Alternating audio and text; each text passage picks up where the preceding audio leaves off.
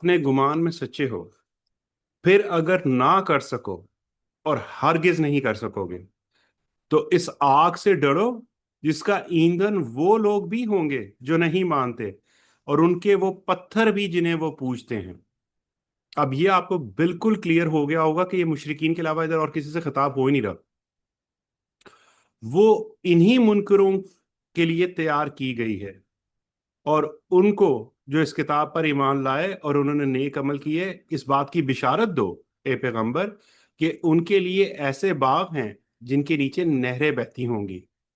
ان کا کوئی پھل جب بھی ان کو کھانے کے لیے دیا جائے گا تو وہ کہیں گے کہ یہ وہی ہے جو اس سے پہلے ہمیں دیا گیا تھا، یعنی کہ دیکھنے میں تو وہ ویسا ہی ہوگا جو انہوں نے اس پھل جیسا جو انہوں نے تھوڑی دیر پہلے کھایا، درا حالانکہ ان کو یہ اس سے ملتا جلتا دیا جائے گا۔ مطلب یہ کہ ہر دفعہ اپنے ذائقے کے اعتبار سے یہ پہلے سے بہتر ہوگا۔ یہ جنت کی خاصیت ہے کہ بڑھتی چڑھتی نعمتیں وہاں پہ ملیں گی، اور یہ اس کائنات کا رب ہی کر سکتا ہے کہ آپ کو ایک انتہائی لذیذ چیز کھانے کو ملی، جب آپ نے اگلی دفعہ پھر کبھی وہ چیز کھائی تو اس کی لذت میں مزید اضافہ ہو گیا، پھر اگلی دفعہ کھائی تو اس کی لذت میں مزید اضافہ ہو گیا۔ اب امیجن کریں کہ ہمیشہ کی زندگی ہے اور یہ نہ رکنے والا سلسلہ ہے، ہر دفعہ پہلے سے بہتر، پہلے سے بہتر، پہلے سے بہتر آپ کو چیز ملتی جا رہی ہے، اور ان کے لیے وہاں پاکیزہ بیویاں ہوں گی اور وہ ان میں ہمیشہ رہیں گے۔ اب یہ جو اوپر بتایا گیا یہ جنت کی تمثیل ہے۔ اللہ اس بات سے نہیں شرماتا کہ وہ مچھر یا اس سے بھی کسی حقیر چیز کی تمثیل بیان کرے۔ اب یہ بھی قرآن ادھر ایک بات کلیئر کر رہا ہے کہ خدا نے جب انسان کو بات سمجھانی ہے تو اصل مقصد یہ ہے کہ انسان تک ہدایت پہنچ جائے، اس کی سمجھ میں بات آ جائے۔ اگر سمجھ میں بات کسی مثال سے آتی ہے اور وہ مثال کسی حقیر سے حقیر چیز کی ہے، جیسے مچھر کی ہو گئی، مکھی کی ہو گئی، تو کیا ہمارا فوکس اس پیغام پہ ہونا چاہیے جو بات سمجھانے کے لیے ہمیں دیا جا رہا ہے، جو مثال بیان کی جا رہی ہے، کہ ہم ان فضولیات میں پڑ جائیں کہ خدا کی کتاب میں مچھر اور مکھی کا ذکر؟ یہ تو پھر خدا کی کتاب نہیں ہو سکتی۔ تو قرآن مشرکین کے ان رویوں کی طرف بھی توجہ دلا رہا ہے کہ اپنا جو اٹینشن ہے وہ صحیح بات کی طرف کریں آپ۔ پھر جو ماننے والے ہیں وہ جانتے ہیں کہ یہ ان کے پروردگار کی طرف سے حق آیا ہے، اور جو نہیں مانتے وہ کہتے ہیں کہ اس مدال سے اللہ نے کیا چاہا۔ یہ وہی بات ہے کہ اس معمولی سی جانور کی، کیڑے مکوڑے کی مثال کیا خدا کے کلام کو زیب دیتی؟ اس طرح اللہ بہت سوں کو اس سے گمراہ کرتا ہے اور بہت سوں کو اس سے راہ دکھاتا ہے، اور حقیقت یہ ہے کہ وہ اس سے گمراہ نہیں کرتا مگر سرکشوں کو۔ ایک سوال بہت پوچھا جاتا ہے، ہمارے قرآن چینل پہ بھی پوچھا جاتا ہے، جب اللہ یہ کہتا ہے کہ وہ دلوں پہ مہر لگا دیتا ہے، یا جب اللہ اس قسم کی بات قرآن میں کرتے ہیں کہ اللہ نے لوگوں کو گمراہ کر دیا، تو اس پہ لوگوں کا کیا قصور ہے؟ یہ بہت ہی سادی سی آیت ہے ان تمام سوالوں کے جوابات دینے کے لیے اور اس کانسیپٹ کو سمجھنے کے لیے کہ اگر اللہ گمراہ کرے گا تو آپ کے اندر ہونی کیا چیز چاہیے جو اس کا نتیجہ بنے گی؟ سرکشی۔ اگر انسان بعض اوقات خدا کا حکم جانتے بوجھتے نہیں مانتا، نفسانی کمزوری کی وجہ سے اس کا نفس اس پہ غالب آ گیا، تو اللہ آپ کے اندر توبہ کی توفیق کو ختم نہیں کر دیتے، لیکن اگر کوئی مخلوق مالک کے مقابلے میں سرکش ہو جائے، سامنے آ کے کھڑی ہو جائے، تو پھر آپ سے توبہ کی توفیق لے لی جاتی ہے، پھر آپ گمراہی کے رستے پہ چل پڑتے ہیں۔ اچھا، یہ جو سرکش ہیں ان کا رویہ کیا ہوتا ہے؟ اب ادھر پھر آپ قرآن کا سٹائل چیک کریں، یہ بات بڑی جنیرک ہے نا، تو اب سرکش لوگوں کی مثال دینی ہے تو آگے قرآن مثال دے کس کی رہا ہے؟ جب آپ یہ پڑھیں گے تو آپ کو اندازہ ہوگا کہ یہ یہود کی مثال ہے. اصل میں اہل کتاب سے خطاب تھا. خطاب کے بیچ میں روک کے تنبیہ کی جا رہی ہے مشرکین کو جو شرک کر رہے ہیں. مشرکین کو خطاب کے دوران سرکشی کی اگزامپل دی جا رہی ہے یہود کی، جو اللہ کے عہد کو اس کے باندھ لینے کے بعد توڑ دیتے. یہ آگے چل کے آپ دیکھیں گے کہ انہوں نے اللہ کے ساتھ بڑا پختہ عہد باندھا تھا اہل کتاب نے، اور اللہ نے جس چیز کو جوڑنے کا حکم دیا ہے اسے کاٹتے ہیں. یہ بہت خوبصورت آیت ہے. انسان نے دو ہی طرح کے کام کرنے، اللہ کا حق ادا کرنا ہے اور لوگوں کا حق ادا کرنا. تو اللہ کی بندگی سے جب انسان پھرا ہے تو اللہ کے ساتھ اپنا عہد توڑا ہے، اور اس کے بعد صلہ رحمی سے بھی منہ موڑ لیا. تو یہ دونوں ہی طرح کی برائیاں ہیں سرکش لوگوں میں، کہ وہ اللہ کے ساتھ جو عہد باندھا گیا ہے بندگی کا اس کو توڑ دیتے ہیں، اور جس چیز کو جوڑنے کا حکم دیا ہے، صلہ رحمی کا حکم دیا ہے نا، تو اس کو کاٹتے ہیں، قطع رحمی کرتے ہیں. تو جب انسان یہ دونوں کام کر لے یا ان دونوں میں سے کوئی ایک کام بھی کرے تو اس کا نتیجہ کیا نکلتا؟ اس طرح زمین میں فساد برپا کرتے ہیں. قرآن میں جو سب سے زیادہ سخت سزائیں ہیں نا اس دنیا کے اندر بھی، وہ فساد فی الارض کی ہیں. فساد پیدا ہی تب ہوتا ہے جب انسان اللہ کا حق مارنا شروع کر دے یا لوگوں کا حق مارنا شروع کر دے. یہی ہیں جو نامراد ہیں. اگر رسول کے ڈائریکٹ ایڈریسز ہیں تو دنیا اور آخرت دونوں میں نامراد ہوں گے. اگر رسول کے ڈائریکٹ ایڈریسی نہیں ہیں تو آخرت میں تو لازمی نامراد ہوں گے. دنیا میں اللہ اپنی حکمت کے تحت چاہے تو ان کی رسی دراز کر سکتا ہے. اس کے آگے قرآن یہ کہتا ہے، لوگوں تم اللہ کے منکر کیسے ہوتے ہو؟ اچھا، اب ایک سوال میں ادھر رک کے پوچھوں، آپ اس پہ سوچئے گا. اب تک قرآن کی آڈینس کون ہے؟ اہل کتاب، اور اہل کتاب کے بعد بیچ میں یہ رک کے مشرکین سے خطاب کیا جا رہا ہے. ان میں خدا کا منکر تو کوئی بھی نہیں تھا. اگر اس پوری آڈینس کو دیکھا جائے تو مشرکین مکہ اور عرب بھی یہ مانتے تھے کہ زمین اور آسمان کا ایک ہی خالق ہے اللہ. اس کے ساتھ کسی کو شریک ٹھہراتے تھے، لیکن کسی کو اس کے ساتھ شریک ٹھہرانے کے لیے پہلے اس کو ماننا ضروری ہے. یہود اور نصارہ بھی اللہ کی ذات کو مانتے. تو نبی کریم صلی اللہ علیہ وسلم کی آڈینس میں اللہ کا منکر کوئی نہیں تھا. اب ادھر ہم امیڈیٹلی قرآن خطاب کس سے کر رہا ہے؟ مشرکین سے کر رہا ہے.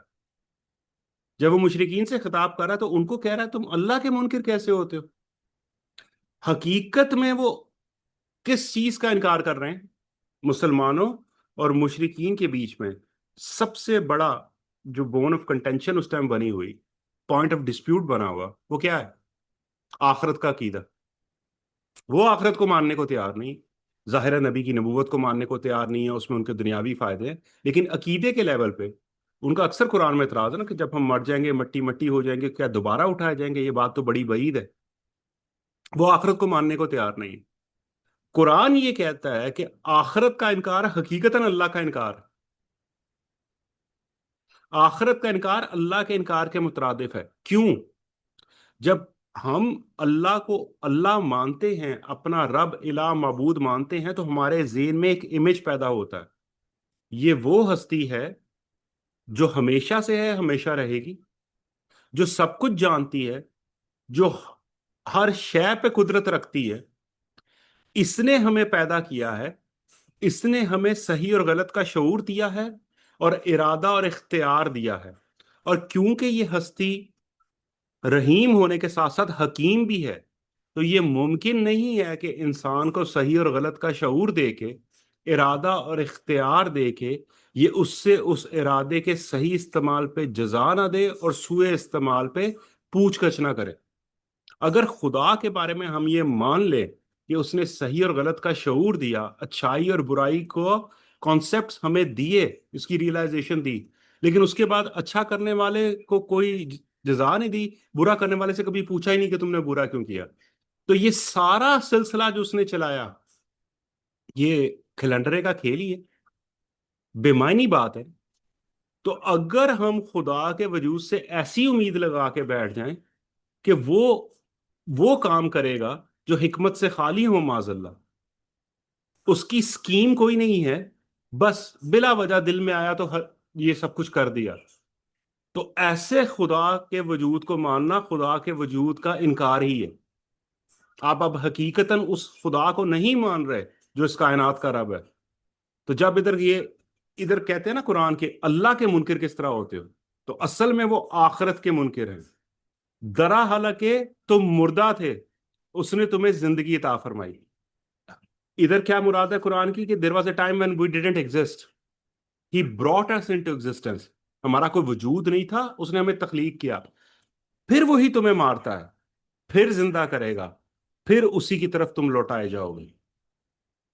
یہ کیسے پتا لگا؟ جب میں نے کہا کہ یہ تو حقیقتاً آخرت کا انکار کر رہے ہیں، لیکن قرآن اس کو اللہ کے منکر ہونے سے تعبیر کر رہا ہے، کیونکہ باقی کی آیت کا فوکس ہی ہے کہ تم مر کے دوبارہ اٹھائے جاؤ گے. وہی جس نے تمہارے لیے زمین کی سب چیزیں پیدا کی، پھر آسمان کی طرف متوجہ ہوا اور 7 آسمان استوار کر دیے، وہ ہر چیز سے واقف ہے. یہ قرآن کی 7 آسمان کی ٹرم بھی سمجھ لیں کہ یہ ہماری جتنی نون یونیورس ہے، قرآن کی اصطلاح میں یہ پہلا آسمان ہے. جتنی ستارے، کائناتیں، کہکشائیں جن سے ہم واقف ہیں قیامت تک ہوں گے، قرآن کی اصطلاح میں یہ پہلا آسمان ہے. اسی طرح کے 6 اور ہیں. قرآن ایک جگہ پہ یہ بھی کہتا ہے کہ یہاں پہ یہ زمین ہے نا، ظاہر ہے کہ اس میں زندہ مخلوقات ہیں، اسی طرح کی 6 اور بھی ہیں، یعنی ہر کائنات میں ایک رکھی ہوئی. سبحان اللہ، اللہ کی ذات جو چاہتی ہے وہ تخلیق کرتی ہے. اب یہ پوری جو مشرکین سے بات کی گئی ہے، یہاں سے سٹارٹ کیا کہ اپنے پروردگار کی بندگی کرو. اس نے تمہیں بھی پیدا کیا تھا، تم سے پہلوں کو بھی، یعنی کہ اپنے آباء و اجداد کی محبت میں اتنے اندھے نہ ہو جاؤ کہ اگر وہ غلط طریقے پہ چل رہے ہیں تو تم بھی غلط طریقے پہ چلو، رب کی بندگی کی طرف آؤ. پھر ان کو یہ کہا گیا کہ تمہیں اس قرآن میں شک ہے، تمہیں لگتا ہے نبی کریم صلی اللہ علیہ وسلم نے خود گڑھ لیا ہے، تو تم پورا قرآن تو چھوڑو، اس جیسی ایک صورت بنا لو، اور اس کے لیے جس سے مدد چاہیے، چاہے وہ انسان ہو یا جنات، تمہارے جادوگر ہوں یا تمہارے خیر خواہ، تمہارے شاعر ہوں یا کوئی اور بندے، سب سے مدد لے لو. اور قرآن نے چیلنج دیا کہ تم نہیں بنا سکو گے، اس جیسی ایک صورت بھی نہیں بنا کے لا سکتے. تو پھر جب یہ قرآن کہہ رہا ہے کہ آخرت آئے گی اور عقل اور فطرت اس کی گواہی دیتی ہے، تو ڈر جاؤ اس آخرت سے. پھر اس کے آگے قرآن یہ کہتا ہے کہ اصل میسج جو ہدایت قرآن دے رہا ہے اس پہ فوکس کرو. اس قسم کے بے معنی بے تکے اعتراضات کے قرآن نے اگر مثال بیان کی تو اس میں مچھر کا ذکر کیوں آیا، مکھی کا ذکر کیوں آیا، فلاں چیز کا ذکر کیوں آیا؟ ان بے تکی باتوں سے باہر نکلو اور یہ ہدایت سے بھرپور کتاب جو تمہیں بات سمجھا رہی ہے اس بات کو سمجھنے کی کوشش کرو. اس کے بعد قرآن ان کو یہ پیغام دیتا ہے کہ آخرت کا انکار نہیں کر سکتے تمہاری عقل ہی اس کے خلاف گواہی دے رہی ہے. تم پہلے بھی تو مردہ تھے، تمہارا کوئی وجود نہیں تھا، جو تمہیں عدم وجود سے وجود میں وہ لے کر آیا، اور تم یہ بات مانتے ہو. تم سارے ایک دوسرے کو دیکھ رہے ہو، حقیقت ہو نا، تم ایک زندہ حقیقت ہو، خواب تو نہیں ہو. تو جس نے پہلی دفعہ تمہیں پیدا کیا وہ دوسری دفعہ پیدا کرنے سے قاصر کیسے رہ جائے گا؟ اس لیے آخرت کی فکر میں جیو. اب ادھر میں نے آپ لوگوں کو ایک بات کہی تھی نا کہ انسان کو اللہ نے بلا وجہ تو نہیں پیدا کیا، اور خیر اور شر کا جو شعور دیا بلا وجہ تو نہیں دیا. اب آگے اسی کو قرآن بیان کر رہا ہے، اس کانسیپٹ کو. کیسے؟ حضرت آدم اور ابلیس کا جو واقعہ ہوا تھا وہ بیان کر کے. ان سے پوچھو پیغمبر یہ کس طرح منکر ہوتے ہیں؟ یہ قرآن کے الفاظ نہیں ہیں، مفسر آپ کو بات سمجھانے کے لیے کنٹینیوٹی دے رہا ہے کہ پیچھے یہی بات ہو رہی ہے. یہ منکر ہو رہے ہیں تو کیسے ہو رہے ہیں؟ اور خدا نے جو ہمیں پیدا کیا، اس دنیا میں بھیجا ہے، زندگی اور موت کا جو سلسلہ چلایا، خیر و شر کا جو شعور دیا ہے، اس کانسیپٹ کو واضح کرنے کے لیے انہیں وہ واقعہ سناؤ۔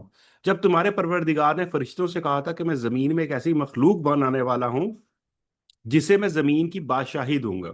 اچھا، ادھر ایک بڑا مشہور جو ہے نا کیا ورڈ ہے، خلیفہ کا، جائل فی الارض خلیفہ۔ خلیفہ کا ورڈ کسی کے نائب کے لیے بھی استعمال ہوتا ہے۔ اگر آپ نے مجھے اپنی جگہ اپنا نمائندہ بنا کے کسی علاقے میں بھیجا اور میں آپ کے دیے اختیارات وہاں پہ استعمال کر رہا ہوں آپ کی مرضی سے، آپ کی اجازت سے، تو میں آپ کا خلیفہ ہوں۔ یہ نائب کے لیے بھی استعمال ہوتا ہے۔ اور اس سے ہٹ کے عربی میں یہ ایک صاحب اختیار شخصیت یا مخلوق کے لیے بھی استعمال ہو جاتا ہے۔ ادھر میری انڈرسٹینڈنگ کے مطابق یہ دوسری سینس میں استعمال ہوا ہے کہ اللہ تعالیٰ فرشتوں کو یہ کہہ رہا ہے کہ میں زمین کا کنٹرول، اختیار ایک نئی مخلوق کو دینے لگا ہوں جسے ابھی میں نے پیدا کرنا ہے۔ آپ اپنے ارد گرد دیکھ لیں، اس زمین میں لاکھوں نہیں شاید کروڑوں میں مخلوقات ہیں زمین پہ اور سمندر کے اندر، لیکن اس پوری زمین پہ حکومت کس کی ہے؟ انسانوں کی۔ انسان اس زمین پہ راج کرتے ہیں۔ تو جب خدا نے فرشتوں کو یہ کہا کہ میں یہ زمین جو ہے نا ایک مخلوق کے حوالے کرنے لگا ہوں، تو انہوں نے عرض کیا کہ کیا آپ اس میں وہ مخلوق بنائیں گے جو وہاں فساد کرے اور خون بہائے؟ اچھا، ابھی ہم نے پیچھے فساد کے بارے میں کیا پڑھا تھا؟ اللہ کا کیا ہوا عہد توڑ دیں اور قطع رحمی کریں۔ جو اللہ کا حق ہے وہ ادا نہیں کریں گے تو فساد مچے گا، جو لوگوں کے حق ہیں وہ ادا نہیں کریں گے تو فساد مچے گا۔ تو جب آپ یہ کر لیں گے، اللہ کا حق ادا نہیں کریں گے تو بھی خون ریزی ہوگی، لوگوں کا حق ادا نہیں کریں گے تو بھی خون ریزی ہوگی۔ اب فرشتے یہ کہہ رہے ہیں کہ یا اللہ، آپ کی کائنات ہے، آپ جو مرضی کریں، لیکن جو آپ کریں گے اس سے زمین میں خون نہیں بہے گا۔ انسان کو جب ارادہ اختیار دیا جائے گا تو اس کا غلط استعمال بھی تو وہ کر رہا ہوگا نا، اس کی اجازت بھی آپ اس کو دیں گے۔ یہی تو فری ول دینے کا مقصد ہے کہ صحیح کرو یا غلط کرو، اپنی مرضی سے جو کرنا چاہو کرو، بس اس کا نتیجہ بھگتنے کے لیے تیار ہو جاؤ۔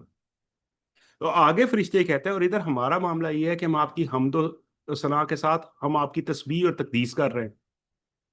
اب فرشتوں کا یہ بات کرنے کا مقصد کیا ہے؟ دو باتیں کم سے کم ادھر سے نکلتی ہیں۔ فرشتے ڈمپ روبوٹس نہیں ہیں بس جنہوں نے جو سنا کر دیا، وہ ہمیشہ اللہ کے حکم کی اطاعت کرتے ہیں۔ یہ قرآن میں ایکسپلیسٹلی لکھا ہوا ہے، خدا کے حکم سے کبھی سرتابی نہیں کرتے۔ لیکن وہ باشعور مخلوق ہے، جس طرح آپ باشعور مخلوق ہیں۔ وہ بات سمجھتے ہیں، ان کے اندر بھی سوالات پیدا ہوتے ہیں، اور وہ اپنے رب سے بات سمجھنے کے لیے سوال پوچھتے ہیں۔ انہوں نے یہ بات سنی، خاموشی سے عمل بھی کر سکتے تھے، لیکن انہوں نے اپنے رب سے سوال پوچھا کہ یا اللہ، جب ہم آپ کے پاس موجود ہیں، آپ کی بندگی میں کبھی کوئی کوتاہی نہیں کرتے، تو پھر آپ ایک ایسی مخلوق کو زمین کا اختیار کیوں دے رہے ہیں کہ جو یہاں پہ فساد مچائے گی؟ اور انسان نے مچایا ہے اور آج تک مچا رہا ہے اور قیامت تک مچاتا رہے گا، بات ان کی غلط نہیں ہے۔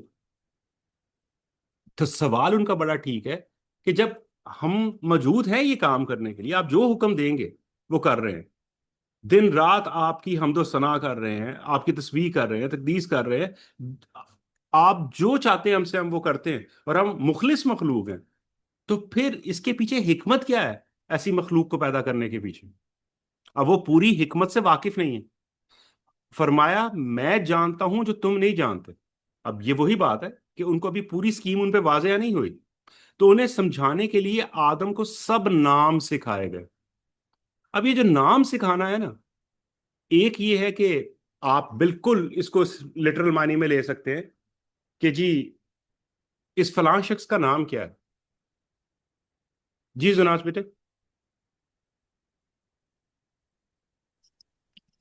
السلام علیکم سر، ایک سوال ایسے میرے ذہن میں آیا کہ یہاں پر جب فرشتوں نے جو سوال کیا اللہ تعالیٰ سے، ابھی انسان کو اللہ تعالیٰ نے بنایا نہیں ہے، اس سے ہوں پہلے ہوں۔ انسان جیسی مخلوق نہیں ہے، کوئی ذکر نہیں ہے، ابھی تو صرف ہے، بتایا ہے کہ رک جاؤ، رک جاؤ، ہے جنات ہے نہیں ہے؟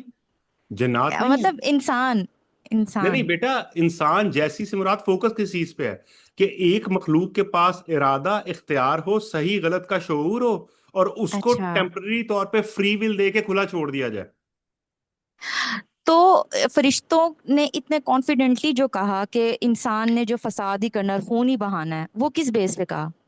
انہوں نے یہ نہیں کہا کہ ہر انسان نے یہ کام کرنا ہے، انہوں نے کہا کہ یہ جو آپ ان کو اجازت دینے جا رہے ہیں، اس کا منطقی نتیجہ یہ نکلے گا نا، جنات کا ایکسپیرینس ان کے سامنے نہیں تھا؟ قرآن آپ کو بتاتا ہے کہ جنوں میں بھی نیک لوگ بھی ہیں، بد بھی ہیں۔ اوپر سے ایک مخلوق کو صحیح غلط کا شعور دینا تو ایک چیز ہے، اور ارادہ اختیار دینا ایک چیز ہے، آپ اس کو پوری زمین کا اقتدار بھی دے رہے ہیں۔ تو تو اب یعنی وہ لازماً وہ پھر ایسا کرے گا؟ ان میں سے ایسے لوگ ہوں گے جو لازمن اچھے بھی اچھا، ہوں گے، لیکن ایسے لوگ ہوں گے جو لازمن کیا ہوں گے؟ برے بھی ہوں گے۔ اور لیکن اب وہ صرف ایک باشعور مخلوق نہیں ہے، وہ صاحب اختیار بھی ہے۔ تو جب ایک صاحب اختیار مخلوق کسی برائی کی طرف ان میں سے چند ایک لوگ نکلیں گے، تو اس کے نتیجے میں بڑا فساد تو مچے گا نا۔ صحیح، ٹھیک ہے، ٹھیک ہے بیٹا؟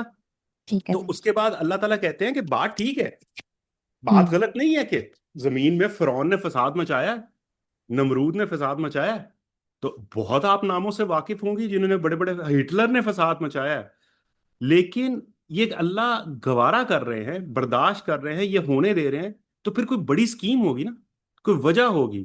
تو اب اللہ تعالیٰ نے ادھر کہا کہ آدم کو سب نام سکھائے۔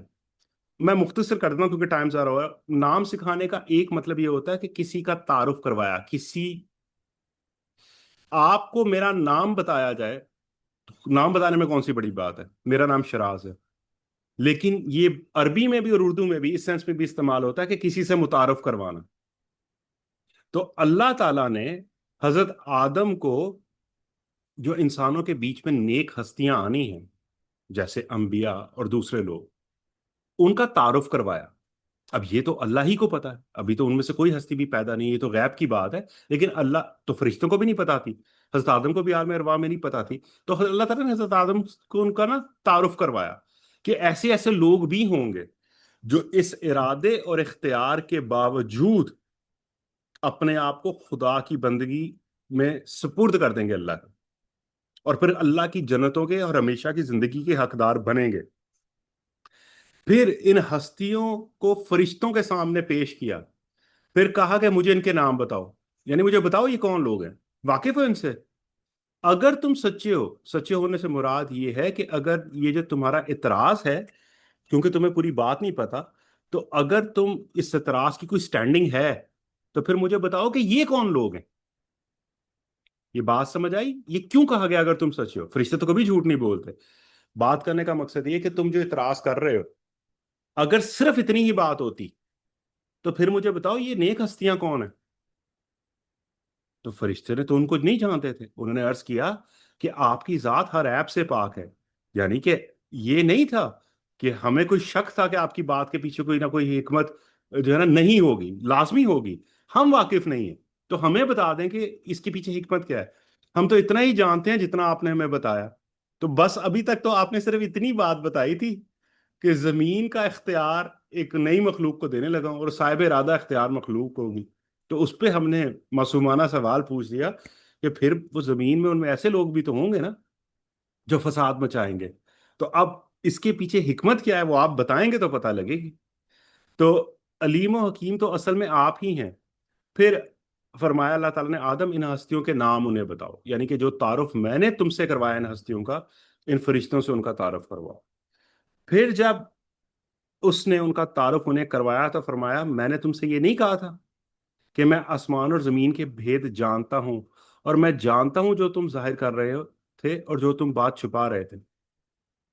تو یہ پورا واقعہ اللہ تعالیٰ نے، یہ پہلے ابھی ختم نہیں ہوا، آگے آ رہا ہے، یہ بتایا کہ اللہ تعالیٰ نے زمین میں ایک صاحب ارادہ اختیار مخلوق بنائی ہے، لیکن کسی مقصد کے لیے بنائی ہے۔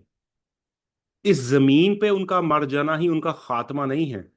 ہاں، یہ ڈے ون پہ فرشتوں کو بھی اندازہ تھا اور اللہ کو تو یقیناً پتا تھا کہ ان میں برے لوگ بھی ہوں گے, وہ زمین میں فساد بھی مچائیں گے. اور بائی دا وے آپ پیچھے ہی آیتوں میں پڑھ آئی ہیں کہ اللہ کا عہد توڑ کے اور انسانوں کے ساتھ قطع رحمی کر کے فساد مت مچاؤ. تو تم لوگ جو بھی فساد مچا رہے ہو نبی کے سامنے جو آڈینس ہے, تو اللہ کو تو انسان کی تخلیق سے پہلے پتا تھا, یہاں تک کہ فرشتوں کو بھی اندازہ تھا کہ ایسے لوگ نکلیں گے جو فساد مچائیں گے. لیکن اللہ تعالیٰ اس آزمائش کے بعد وہ نیک لوگ جو اللہ نے اپنی جنتوں کے لیے اکٹھا کرنے ہیں, ان کے لیے یہ فساد گوارا کر رہا. تو اب آگے چل کے دیکھتے ہیں کہ کیا بات ہوتی. اور ہماری اس اسکیم میں اب یہ دنیا میں اللہ بھیجے گا تو امتحان سے گزارے گا نا. وہ واقعہ بھی انہیں سناؤ جب فرشتوں نے سے کہا گیا کہ آدم کو سجدہ کرو, وہ سب سجدہ ریز ہو گئے سوائے ابلیس کے.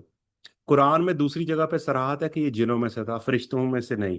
تو اس سے یہ بات واضح ہوتی ہے کہ یہ حکم صرف فرشتوں کے لیے نہیں تھا, جنات کے لیے بھی تھا. اور قرآن سے یہی پڑھ کے پتہ لگتا ہے کہ کسی فرشتے نے حکم عدولی نہیں کی, اور جنات میں سے بھی صرف ایک جن تھا جو اس درجے سرکش تھا کہ اس نے یہ حکم ماننے سے انکار کر دیا. اب آگے قرآن کہتا ہے کہ اس نے انکار کر دیا اور اکڑ بیٹھا اور اس طرح منکروں میں شامل ہو گیا. غالباً آبا وستکبرا کے الفاظ ادھر موجود ہیں نا. تو آبا وستکبرا, اس نے انکار کیا اور تکبر کیا, وکانا من الکافرین, تو پھر انکار کرنے والا میں سے ہو گیا.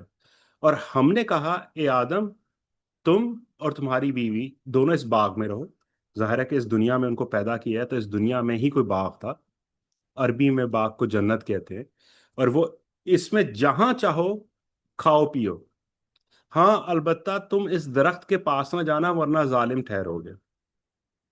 یہ ٹھیک اس طرح ہے کہ اللہ تعالیٰ نے اب انسان کو دنیا میں بسانا ہے, تو انسان کی تربیت بھی کرنی ہے. آپ کی میری تربیت جو ہے ہمارے ماں باپ کرتے ہیں, معاشرہ کرتا ہے, دوست احباب کرتے ہیں. تو دنیا میں جو پہلا کپل ہوگا ان کی تربیت ٹریننگ کون کرے گا؟ ان سے پہلے تو کوئی سیولائزیشن موجود نہیں ہے, تو اللہ تعالیٰ ان کی ٹریننگ خود کر رہے ہیں. اس ٹریننگ میں ہے کیا کہ اللہ تعالیٰ نے ان کی رہائش کا انتظام کر دیا, وہاں پہ ہر قسم کی آسائشیں ان کو دے دی, اور پھر یہ کہا کہ یہ ساری نعمتیں تمہارے لیے, بس اس ایک چیز کے پاس نہیں جانا. ابھی میں اس کی وضاحت نہیں کر رہا کیونکہ قرآن میں انشاءاللہ موقع ملا تو دوسری جگہ پہ اس کی ڈیٹیل وضاحت. ایک کام نہیں کرنا. یہ ٹھیک اس طرح ہے کہ جب آپ رمضان کے روزے رکھتے ہیں تو آپ کو کس چیز سے اللہ نے منع کیا؟ کسی چیز سے منع نہیں کیا سوائے دو چیزوں کے. ایک حلال چیزوں میں سے دو چیزوں کے, ایک کھانا پینا کچھ نہیں ہے, اور دوسرا میرٹل ریلیشن شپ جو ہے نا نہیں رکھنا, فجر سے لے کے مغرب تک. یہ چیزیں حرام نہیں ہیں, بہت بڑی نعمتیں ہیں, لیکن یہ وقتی پابندی چند گھنٹوں کی ان پہ کیوں لگائی جاتی ہے روزے میں؟ یہ ہماری پریکٹس کروائی جاتی ہے اپنے نفس کو کنٹرول میں رکھنے کی, کہ ہمارے اندر کسی چیز کی خواہش پیدا ہو, بہت زیادہ پیدا ہو, اس کے باوجود اگر اللہ نے اس چیز سے منع کیا ہے تو کیا ہمارے اندر اتنا سیلف کنٹرول ہے کہ ہم اپنے آپ کو روک سکیں؟ سخت جون جولائی کی گرمیوں میں پیاس لگ رہی ہے لیکن آپ روزہ رکھا ہوا ہے آپ نے, تو اب آپ کے سامنے پانی پڑا ہے, آپ کی آپ کی فطرت اور عقل یہ کہہ رہی ہے کہ یار اتنی سخت پیاس لگ رہی, پانی پی لو, ٹھنڈا پانی. آپ کے اندر خود کو قابو رکھنے کی صلاحیت ہے, اور روزے اسی صلاحیت کو پالش کرتے ہیں. تو یہ جو اللہ نے ایکسرسائز کروائی, ایکٹیویٹی کروائی حضرت آدم اور اماں حوا سے, وہ یہی ایکٹیویٹی تھی جو رمضان میں ہم کرتے ہیں. تو اللہ تعالیٰ نے ان کو ہر طرح کی نعمتیں وہاں پہ دے رکھی تھی. قصہ مختصر یہ, اور صرف ایک چیز سے منع کیا تھا کہ وہ کام نہیں کرنا. اس چیز میں کوئی برائی نہیں تھی, لیکن یہ کیا تھی؟ ایک ایکسرسائز, کہ جب اللہ کسی چیز کا حکم دے تو کیا انسان اس کی خواہش رکھنے کے باوجود اپنے نفس پہ قابو رکھ سکتا ہے کہ نہیں؟ اب پھر شیطان نے کیا کیا؟ ان کو وہاں سے پسلا دیا, اور جس حالت میں وہ تھے انہیں وہاں سے نکلوا کر چھوڑا.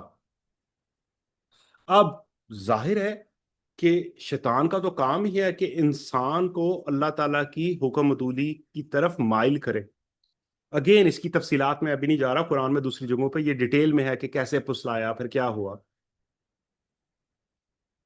بہرحال شیطان کے بہکاوے میں آ کے حضرت آدم اور اما حوا وہ کام کر بیٹھے جس سے اللہ نے منع کیا تھا. ابھی فی الحال کے لیے آپ کے لیے میٹر نہیں کرتا کہ وہ کام کیا تھا.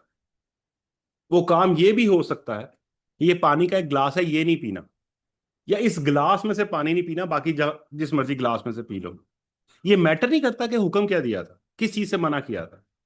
میٹر یہ کرتا ہے کہ اس چیز کی خواہش آپ کے اندر تھی، لیکن ابھی اللہ نے منع کیا تو نہیں کرنا، لیکن شیطان نے وہ کام کروا دیا. اب جب شیطان نے وہ کام کروا دیا تو اس کے بعد اللہ تعالیٰ نے کیا کہا؟ بھائی آپ کو اسی چیز کی ٹریننگ کے لیے ادھر رکھا تھا، یہ کام تو اب آپ نے کر دیا، تو اب اس چیز کو واقعی کو ذہن میں رکھنا، اب آپ اس باغ سے نکلیں اور دنیا میں جا کے بس جائیں. اگر قرآن ادھر ہی بات روک دیتا نا تو اسلامی کانسیپٹ اس پورے واقعے کا لگ بھگ وہی بن جاتا جو ببلیکل ہے، کہ انسان ام ام حضرت آدم اور اما حوا نے شروع میں گناہ کیا، اوریجنل سن، اس گناہ کا بوجھ ساری انسانیت لے کے چل رہی ہے. لیکن خدا کی کتاب نے بات ادھر روکی نہیں، اس بات کو واضح کیا کہ اللہ تعالیٰ نے ناراض ہو کے نکالا تھا حضرت آدم اور اما حوا کو اس باغ سے، کہ یہ شروع سے ہی اللہ کی اسکیم کا حصہ تھا اور ایک ٹریننگ تھی. دیکھیں قرآن کیا کہتا ہے. اور ہم نے ان سے کہا یہاں سے اتر جاؤ. بائی دا وے یہ اہبتو کا جو ورڈ ہے نا، اتر جاؤ، یہ بڑا کامن ہے.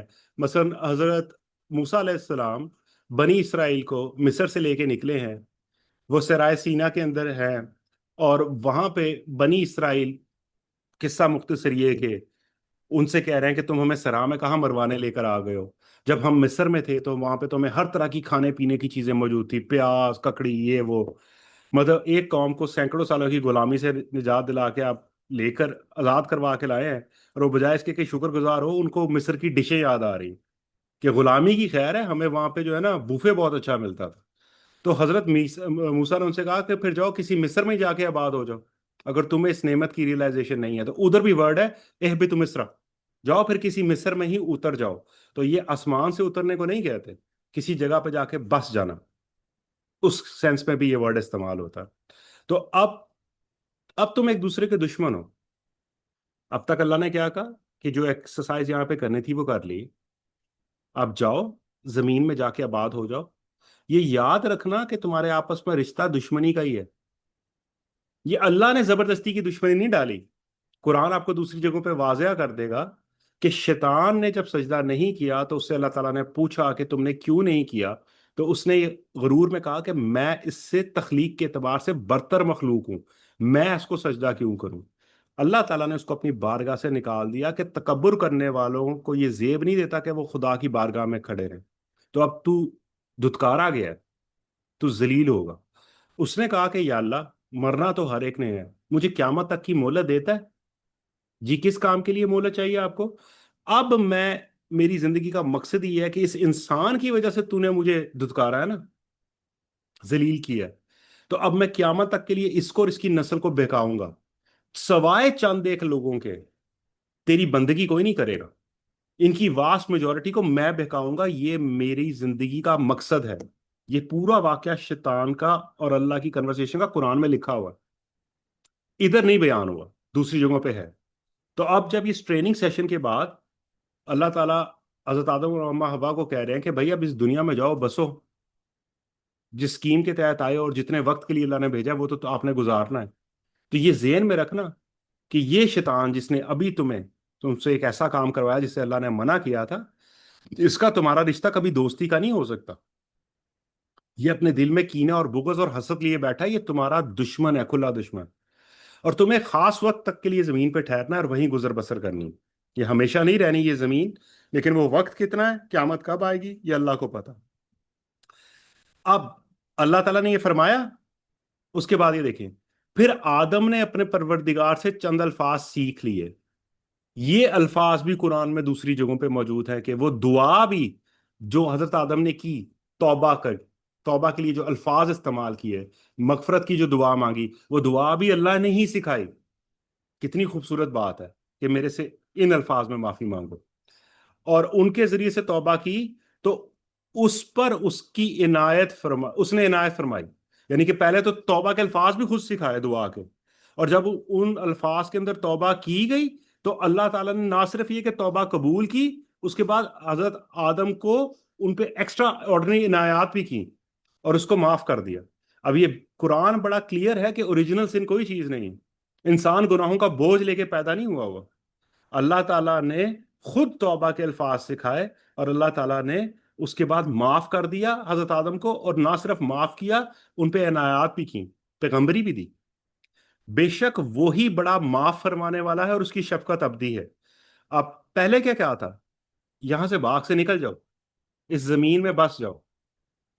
اس کے بعد قرآن کہتا ہے توبہ کے الفاظ سکھائے, حضرت آدم نادم ہوئے, انہوں نے اور اما حوا نے توبہ کی, اللہ تعالیٰ نے نہ صرف توبہ قبول فرمائی, توبہ قبول فرمانے کے بعد ان پہ مزید شفقت اور عنایات بھی کی.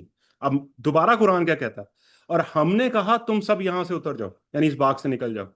تو ادھر رک کے خود سے پوچھیں کہ فائنلی جب باغ سے نکلے ہیں تو اس سے پہلے توبہ قبول ہو گئی تھی کہ نہیں ہو گئی تھی؟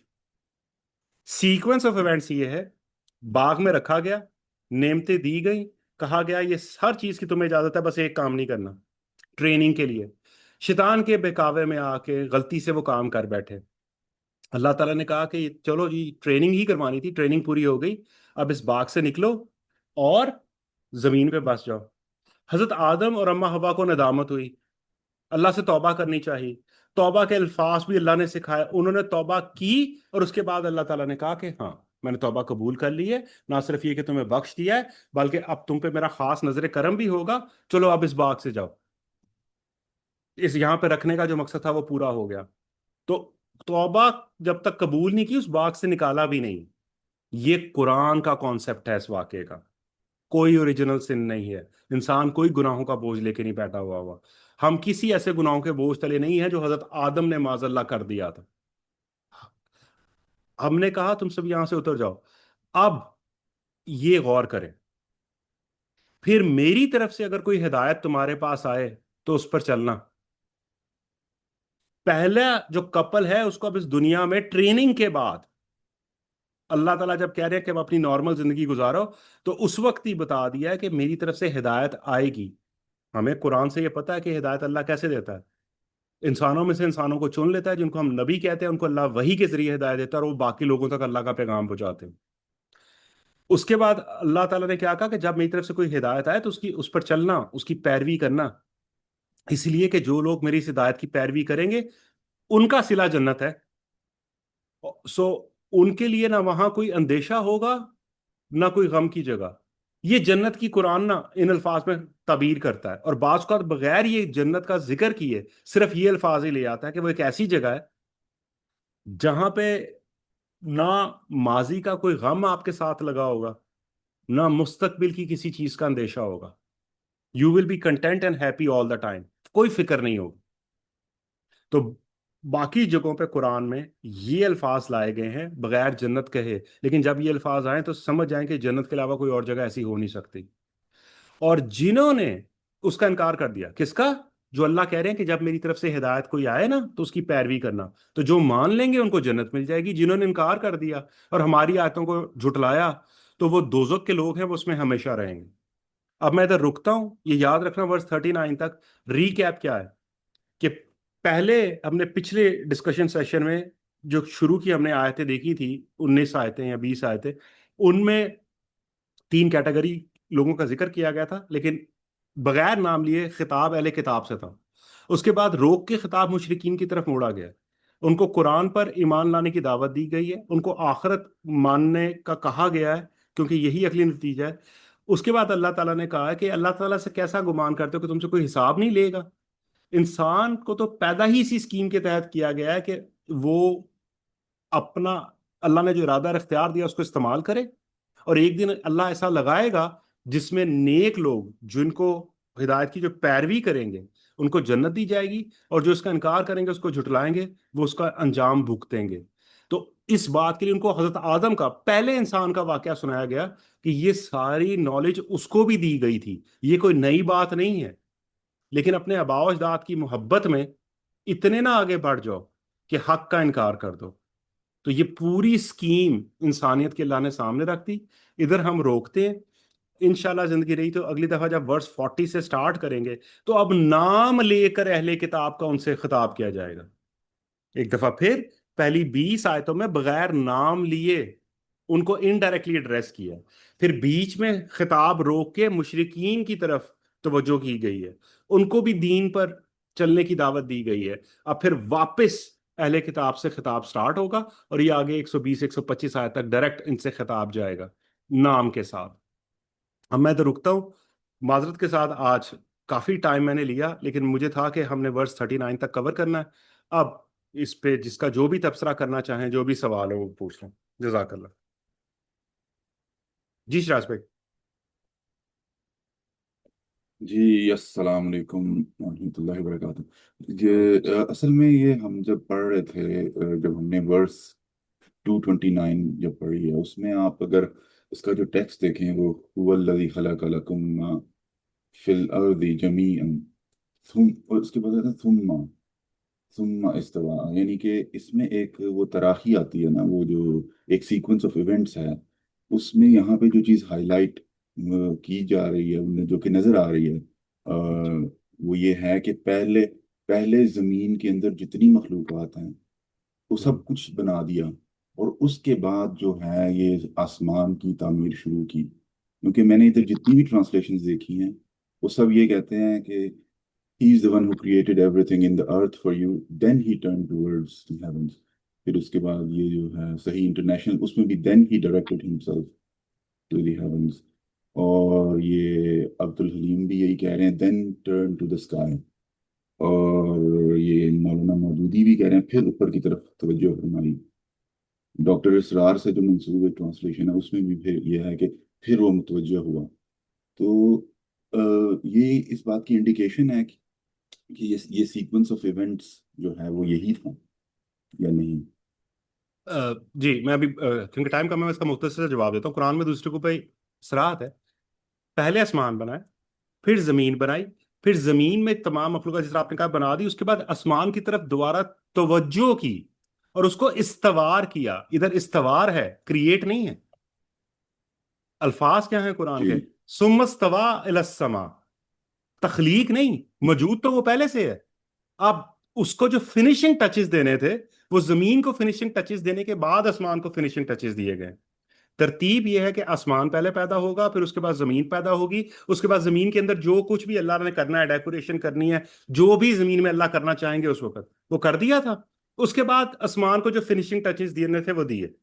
آج صرف یہ بات کہہ رہی ہے. تو ایک ہے تخلیق کی ترتیب, وہ آسمان پہلے زمین بعد میں. ایک ہے استوا کرنے کی, ڈیکوریٹ کرنے کی, فائنل شیپ اور فارم میں لانے کی ترتیب, وہ زمین کی پہلے آسمان کی بعد میں. بس یہ بات. ویسے اپنے آپ میں یہ جو ہے ترکیب استوا الا, یہ بھی ایک, کیونکہ استوا الا جو ہے اس کا جو خاص استعمال ہے, میں نے اس پہ کبھی پہلے غور نہیں کیا, لیکن یہ اپنے آپ میں معنی خیز چیز ہے. استوا اس طرح سے استعمال ہوتا نہیں ہے عام طور پہ. استوا اور تخلیق میں کیا فرق ہوتا ہے؟ نہیں وہ تو معنی کے حساب سے تو وہ فرق ہے, لیکن میں یہ جو عربک اصطلاح استعمال ہوئی ہے نا, استوا الہ, اس کی بات کر رہا ہوں کہ استوا کے بعد جو ہے نا وہ مفعول بہی آتا ہے. استوا الہ جو ہے نا, یہ اس میں جو مفعول بہی اور اس میں جو ایک ڈسٹنس ہے نا, اور وہ یہ حرف جار کے طور پہ استعمال ہوا ہے. اس ترکیب کو میں نے پہلے کبھی انالائز نہیں کیا, مجھے اس کو بھی وہ تو دیکھنا پڑے گا تھوڑا سا کہ یہ خاص طور پہ کیوں اللہ تعالیٰ نے استعمال کی ہے یہاں پہ. جی شراز بھائی ضرور دیکھیے گا اور پھر ہماری جی بھی رہنمائی فرمائیے گا. میں نے جو اس چیز کو مختصر سا اور ڈیٹیل میں نہیں دیکھا, لیکن جب پڑھ رہا تھا یا کبھی کبھی پڑھتا ہوں قرآن, اللہ توفیق دے دیتا, اس میں بعض کو آپ کو نیٹ پہ ملے گا. دیکھیں جی قرآن کے اندر کانٹراڈکشن, ایک جگہ کہا کہ پہلے زمین بنائی بعد میں آسمان بنایا, دوسری جگہ کہا نہیں جی پہلے آسمان بنایا بعد میں زمین بنائی. تو جب آپ دونوں کا کمپیریزن کریں گے نا, تو ایک جگہ بنانے کا ذکر ہو رہا ہے اور دوسری جگہ فنیشنگ ٹچز دینے کا ذکر ہو رہا ہے. ادھر فنیشنگ ٹچز دینے کا ذکر ہے. تو میں تو سادہ سا بندہ ہوں, سادگی میں جو بات سمجھی ہے وہ میں نے آپ نہیں سے عرض کر دی ہے. وہ مجھے آپ کی بات سمجھ آ گئی ہے, وہ that makes sense, that's fine, وہ تو مجھے سمجھ آ گئی. وہ میرے لیے ایک پرسنل نوٹ کی چیز تھی ایک, وہ بس میں نے آپ سے شیئر کر دی. لیکن جب بھی آپ اس پہ تھینک یو، اور جب بھی آپ اس کو تھوڑا مزید دیکھیں نا تو مجھے بھی ضرور بتائیے گا، کیونکہ بہت زیادہ مجھے اس ٹاپک سے واقفیت نہیں ہے، تو میری رہنمائی ہوگی. جی اور کوئی کوشچن، کوئی تبصرہ؟ جی شراز بھائی، گزارش یہ تھی کہ کیا ایسا ہو سکتا ہے آئندہ اس کو اس ترتیب میں کر لیا کریں، آپ 2-3 آیات ڈسکرائب کیا کریں، پھر آگے ہم کچھ تبصرہ کر لیا کریں، پھر 2-3 آیات، کیونکہ وہ میرے جیسے ضعیف الحفظہ افراد ہیں جو پیچھے سے سوالات چلے آ رہے ہیں، وہ پھر ایک سوال کے بعد دوسرا پوچھا تھا. جیسے مجھے یدل بھی کثیرہ پہ سوال تھا، اب وہ ویسے ٹائم بھی کم ہے، شاید مناسب ہو اگر کوئی ذیلی نشست یا اگلے ہفتے کی نشستیں نہیں آئی تو پہ دوبارہ رکھ لی جائے. میں ایک سوال صرف کر دیتا ہوں. دلو بہی کثیرہ میں بہی پہ ذرا تھوڑا سا پوچھنا چاہتا ہوں، آپ لوگوں کی کیا رائے ہے اس میں؟ اس میں ترجمہ تو ہم نے یہ کیا کہ وہ اس کے ذریعے سے گمراہ کر دیتا ہے. یہ بہی کون ہے؟ قرآن کے ذریعے سے گمراہ کر دیتا ہے یا مثال کے ذریعے سے گمراہ کر دیتا ہے؟ آئے اس جگہ پہ چلتے ہیں. وہ جو مثال اللہ نے دی ہے نا، وہ تو اس ٹائم تو قرآن ہی کا ذکر ہو نا کہ ایک ایسی مثال سے انہوں نے کیا چاہا. جب قرآن کہتا ہے نا کہ اسی قسم کی باتوں سے اللہ، تو ان کے لیے تو قرآن ہی بنا ہے. لیکن جب قرآن نہیں تھا تو کیا تب اس طرح کی آزمائشیں نہیں اللہ ڈالتا تھا؟ بالکل ڈالتا تھا. آسان زبان میں اگر میں آپ کو بات بتاؤں، اللہ تعالی اپنی حکمت کے تحت ایسی چیزیں انسانوں کے سامنے لاتا ہے جس سے ان کا اصل باہر آ جاتا ہے. اب چاہے وہ قرآن کے اندر مچھر مکھی کی مثال بیان کر کے کر دے، ریئل لائف میں آپ کی زندگی میں کوئی انسیڈنٹ، کوئی واقعہ ہو جائے، کچھ بھی ہو جائے، ادھر تو بات قرآن ہی کی ہو رہی ہے، ادھر بات قرآن، لیکن یہ قرآن تک محدود نہیں ہے. اللہ تعالیٰ یہ جو ہمیں زندگی میں آزمائشیں دیتا ہے، اس سے ہوتا کیا ہے؟ انہی آزمائشوں کے بعد حضرت ایوب کا صبر سامنے آ جائے گا. وہ صبر ان کے اندر تھا، حقیقتاً تھا، باقیوں کے لیے واضح ہو گیا، خود ان پہ بھی واضح ہو گیا. تو اگر یہی آزمائش کسی منافق کے اوپر آئی ہوتی جو حضرت ایوب پہ آئی ہے، تو اس کا کیا چیز باہر آ جاتی؟ منافقت. تو یہ لوگ جو حقیقتاً بڑے ایمان کا دعویٰ کرے، آپ غور کریں نا، نبی کی جو ڈائریکٹ آڈینس ہے ان میں کون ہے جو خود کو بہت عظیم نہیں سمجھتا؟ ایک طرف قریش ہے، کعبے کے متولی، سینکڑوں سالوں سے، ہزاروں سالوں سے عربوں کے پاس کعبے کی جو ہے نا کیئر ٹیکنگ کی رسپانسبلٹی ہے، خود کو بڑا معتبر اور پاک باز سمجھتے بھی ہیں اور دنیا کے آگے بنا کے پیش بھی کرتے ہیں. قرآن کی آیت نے بات سمجھانی تھی آپ کو، مثال قرآن شیر چیتے کی بھی دے سکتا تھا، بس اللہ نے اپنی حکمت کے تحت مچھر مکھی کی دے دی مثال. ان کے جتنا نیکوکار ہونے کا دعویٰ تھا نا، سارا دھرے کا دھرا رہ گیا، حقیقت سامنے آ گئی. تو قرآن کرتا یہ ہے، اور اللہ تعالیٰ قرآن کے علاوہ بھی زندگی میں کرتے یہ ہیں کہ ہمارے سامنے ایسی سچویشن، ایسی بات، ایسے واقعات لے آئیں گے جس سے ہماری حقیقت خود ہم پہ بھی کھل جائے گی. کیا میں آپ کے سوال کا جواب دے سکا ہوں کہ ادھر بات قرآن ہی کی ہو رہی ہے، لیکن یہ قرآن تک کانسیپٹ محدود نہیں ہے، یہ اللہ کی سنت ہے، طریقہ ہے جی لوگوں میں کی حقیقت بالا. جی میں آپ کی بات سمجھ گیا. میں صرف مجھے لگتا ہے میری، شاید مجھے ذرا تصحیح کیجیے گا. اب شروع یہاں سے ہوتی ہے، ہدی للمتقین،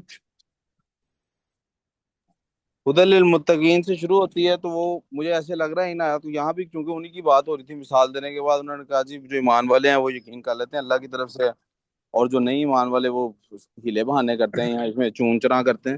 مجھے لگتا ہے جیسے اللہ تعالیٰ یہ کہہ رہے ہیں، آپ ذرا تصحیح کیجیے گا یا اپنی رائے دیجیے گا، کہ قرآن جو ہے اس کے ذریعے سے اللہ متقیوں کو ہدایت دے دیتا ہے، اور جو فاسق ہیں انہیں اللہ چاہے تو اسی کے ذریعے سے گمراہ بھی کر دیتا ہے. یعنی سیم قرآن، سیم مثالیں پڑھ کے، اور وہی قرآن ہے جس میں سے مثال نکال کے لوگ احمدی ہو جاتے ہیں، اور یا کفار بھی اس میں سے مثالیں نکالتے ہوں گے. مطلب that's the kind of thing that is an impression that I have just received. آپ ذرا اس چلیے میں بتائیے گا پلیز. میں اپنی انڈرسٹینڈنگ آپ سے شیئر کرتا ہوں. قرآن میں دوسری جگہوں پہ صراحت ہے کہ قرآن سراسر ہدایت ہے تمام انسانیت کے لیے. اب ان انسانوں میں نیک سے نیک انسان حضرت ابوبکر، حضرت علی، حضرت عمر، حضرت عثمان بھی ہوں گے. ابو جہل کے لیے بھی قرآن ہدایت ہے. قرآن تو اپنی ذات میں ہدایت ہے. پوری دنیا میں کوئی انسان نہ بھی مانے تب بھی ہدایت ہے کہ نہیں؟ یہ بات مانتے ہیں نا آپ؟ قرآن سراسر ہدایت ہے. نتیجے کے اعتبار سے اس ہدایت سے فائدہ اٹھائیں گے کون؟ کن کے لیے یہ نتیجے کے اعتبار سے ہدایت ثابت ہوگا؟ جن کے اندر تقویٰ ہوگا.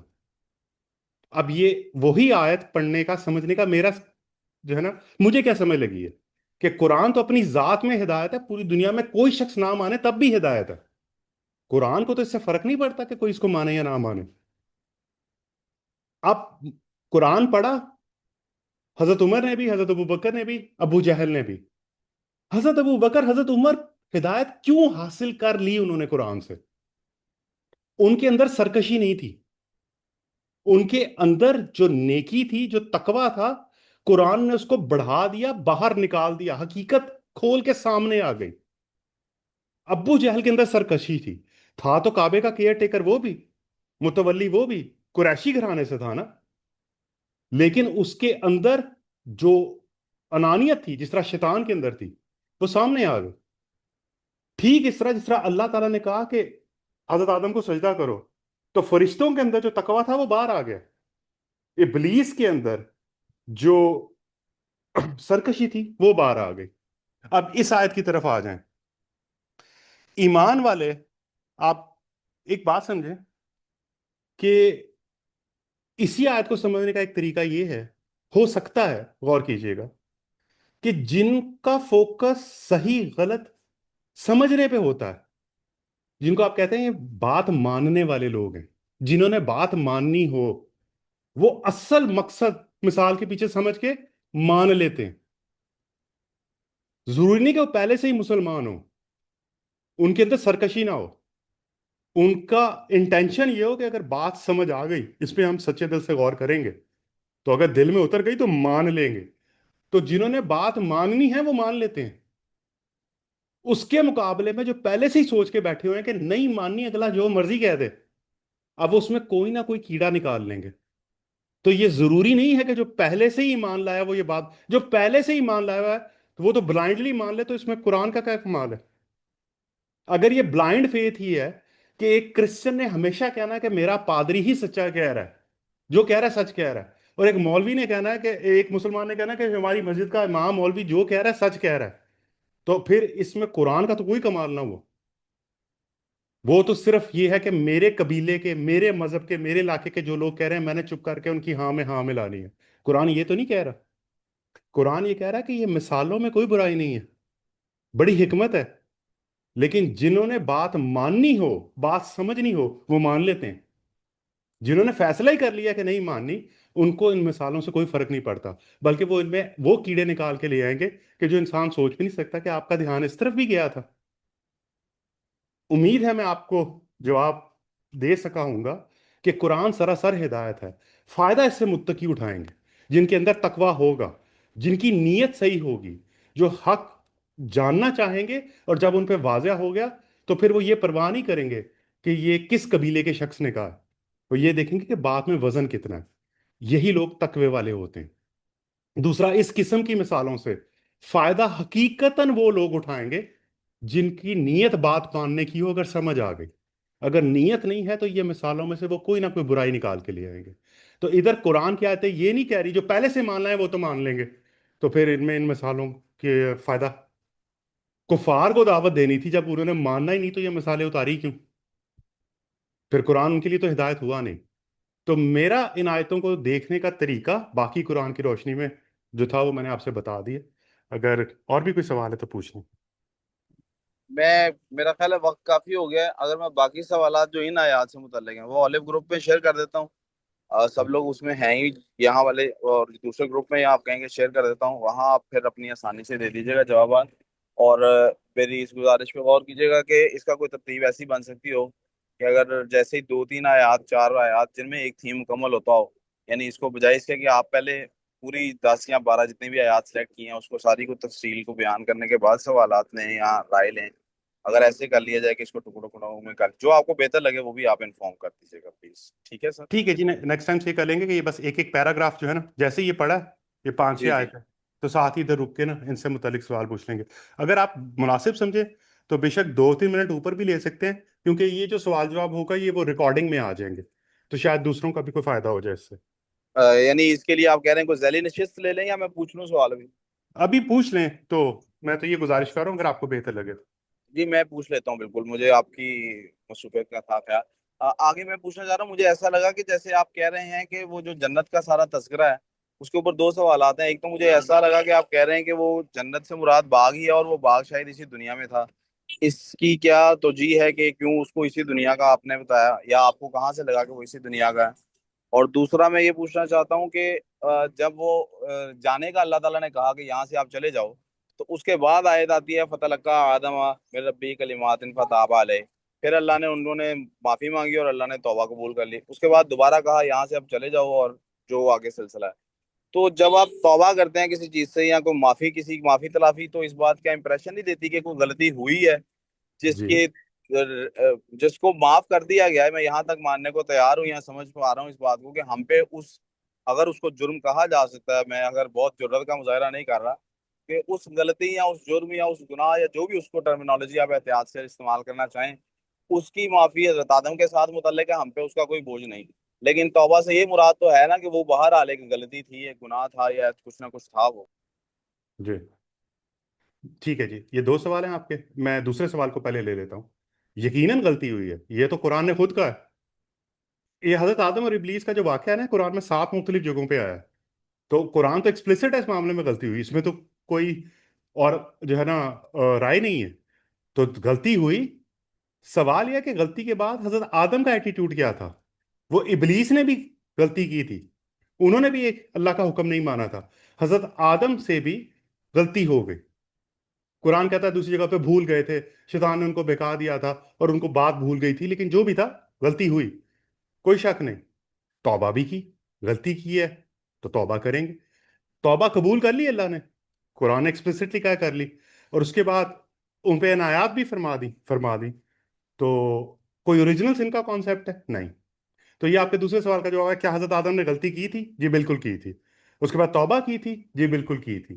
توبہ قبول ہو گئی؟ جی بالکل ہو گئی. اس کے بعد صرف قبول ہوئی کہ اللہ تعالیٰ نے حضرت آدم کو نوازا بھی. قرآن کہتا ہے ان پہ عنایات کر دی, نواز دیا پھر. تو یہ دوسرے سوال کا جواب پہلے مجھے کلیئر کر دیں کہ آپ کو مل گیا. جی جی. ہاں جی, اب ادھر آ جائیں. بھائی عربی میں باغ کو کہتے کیا ہیں؟ جنت. اگر ہم پہلے سے بنائے کنسپٹ کی طرف نہ آئیں کہ جنت ہمیشہ اس کو کہا جائے گا جو آخرت میں اللہ نے ہمارے لیے باغات کا انتظام کیا ہوا ہے. عربی میں ایک چلتے پھرتے باغ کو کیا کہتے ہیں؟ نارمل باغ کو جو آپ کے شہر کے اندر ہو, کیا کہیں گے؟ جنت کہیں گے نا. اب قرآن میں سیکوینس آف ایونٹس کیا ہے؟ اللہ تعالیٰ نے فرشتوں سے کیا کہا؟ میں ایک مخلوق کو کہاں پہ بنانے لگا ہوں؟ اس دنیا میں. پھر جب وہ مخلوق بن جائے گی تو اس کو کیا کرنا ہے؟ سجدہ کرنا ہے. بنانے کے بعد سجدہ کرنا ہے. مخلوق بنائی کس سے؟ گارے کی مٹی سے, اس زمین پر. مخلوق اس زمین پر بنائی. قرآن میں دوسری جگہوں پہ کہا اس کے نوک پلک سوارے, اس کو فل شیپ اور فارم میں لائے, پھر فرشتوں سے اس کو سجدہ کروایا. یہ سارا کچھ کہاں ہو رہا ہے واقعہ؟ اسی زمین پر ہو رہا ہے. اسی زمین پر گارے کی مٹی سے اس مخلوق کو بنایا گیا ہے. اسی زمین پر اللہ نے اس کو زندگی دی, اپنی روح اس کے اندر پھونکی ہے. پھر اس کے بعد فرشتوں سے اور جنات سے اس کو سجدہ کروایا. اب یہ سب کچھ جب اس زمین پہ ہو رہا ہے, اس کے بعد اللہ نے کہا میں نے ان کو ایک جنت میں رکھ دیا. جنت کس کو کہتے ہیں عربی میں؟ باغ کو. تو جب وہ پیدا اس زمین پہ ہوئی ہے, اس زمین پہ ہی اس کو سجدے ہو رہے ہیں, سارا واقعہ اس زمین پہ ہی چل رہا ہے, تو اس کے بعد اس زمین پر ہی کسی باغ میں رکھیں گے. اب اگر کسی نے کہنا نہیں, اس زمین سے اٹھایا فرشتوں نے, کوئی 7ویں آسمان پہ کہیں لے گئے اور اس جنت میں رکھا جہاں پہ قیامت کے بعد ہم نے جانا تھا, تو اس کی دلیل قرآن سے لانی پڑے گی. میں تو واقعات قرآن کی سیکوینس میں پڑھ رہا ہوں. زمین پہ مخلوق پیدا کرنی ہے, جی کر دی. جب کر دوں گا پیدا, اس کو سوار دوں گا, پورا اس کو اس کی فائنل شیپ میں لے آؤں گا, سجدہ کرنا ہے, جی کر لیا. اس کے بعد ساری توجہ مخلوق پہ ہے کہ تمہیں ایک ایسی جگہ پہ رکھوں گا جہاں پہ تمہیں ساری سہولتیں موجود ہوں گی, کھانے پینے کی کوئی ٹینشن نہیں, زندگی کی ہر آسائش موجود ہے. یہ تمہارا ٹریننگ سینٹر ہے. وہ اس زمین کا کوئی باغ تھا. اب یہ کہنے کے لیے کہ وہ اس زمین کا باغ نہیں تھا, اس کی قرآن میں کوئی دلیل لانی پڑے گی.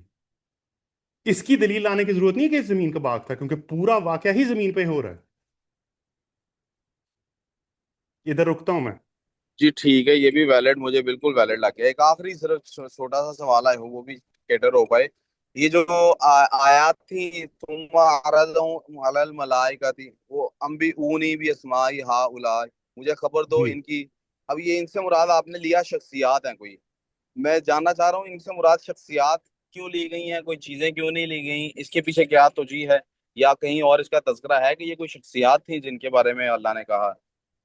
جی قرآن کی انہی جگہوں پہ اسی مقام پہ چلتے اور اس کے اندر جتنے الفاظ ادھر مینشنڈ ہے نا اسی کے اندر سے دیکھتے ہیں کہ اس انٹرپریٹیشن کے علاوہ کیا دوسری انٹرپریٹیشن کی بھی گنجائش ہے.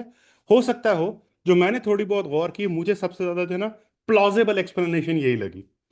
اللہ تعالیٰ نے جب کہا کہ میں نے ابھی پیدا کرنا ہے, ابھی پیدا نہیں کیا بنی آدم کو, ابھی صرف ارادہ بتایا کس کو, فرشتوں کو.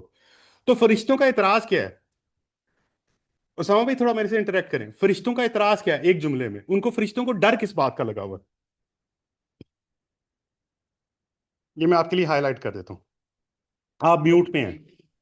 جی جی کہ یہ خون، جی جی خون پھیلانے والا اور فساد کرنے والا ایگزیکٹلی یعنی کہ یہ اندیشہ. مخلوق برے کام کرے گی, رائٹ.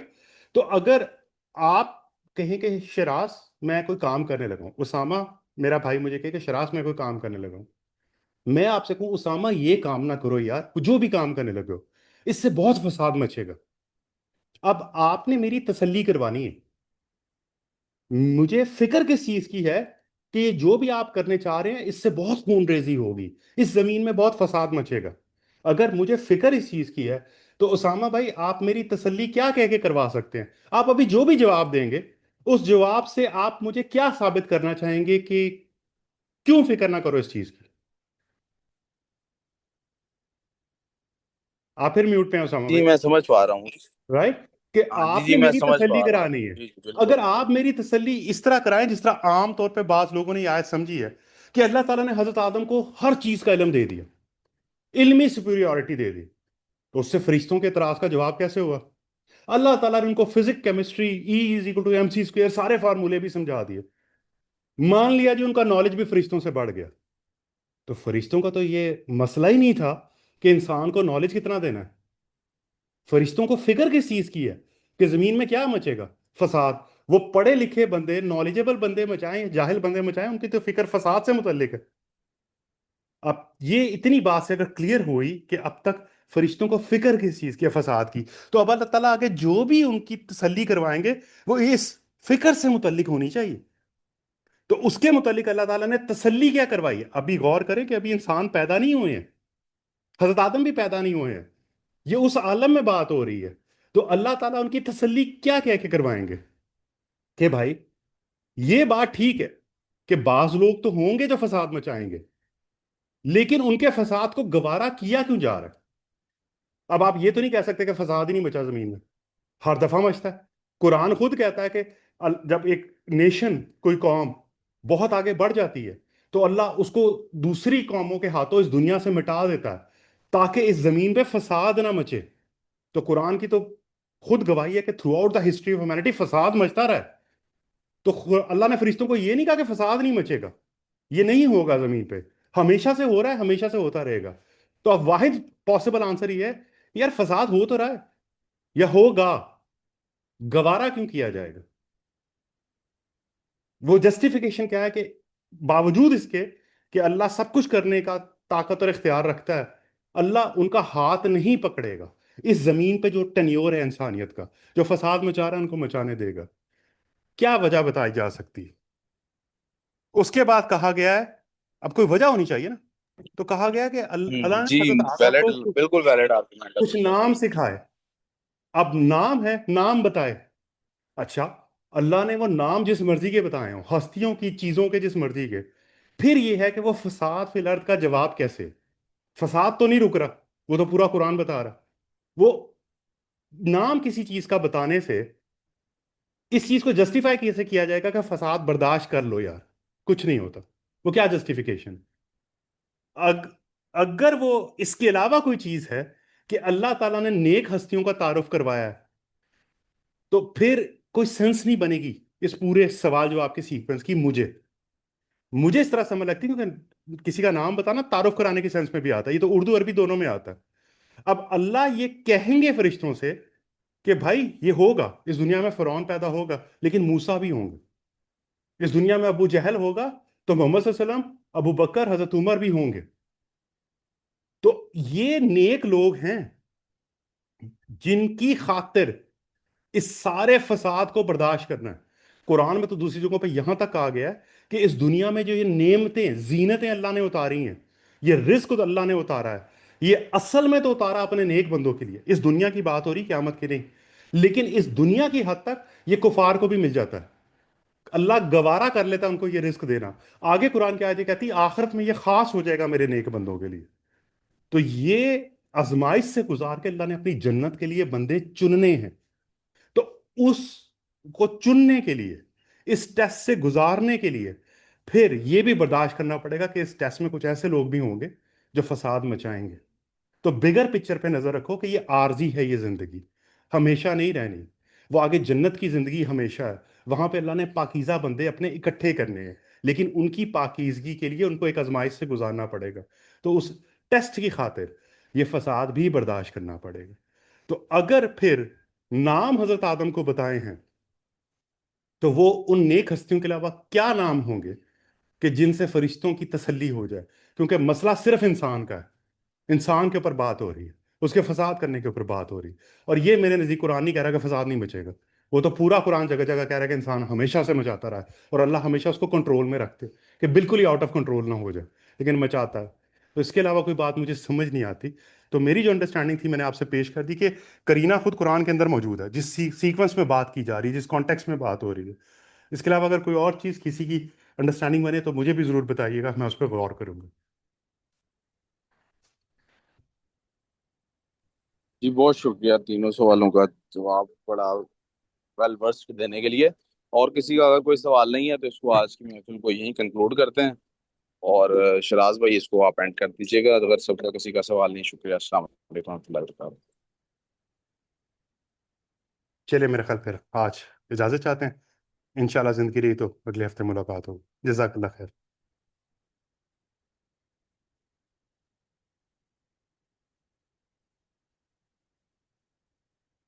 ٹھیک ہے جی، میں زوم آؤٹ کر لاگ آؤٹ کروں. Thank you. اللہ حافظ.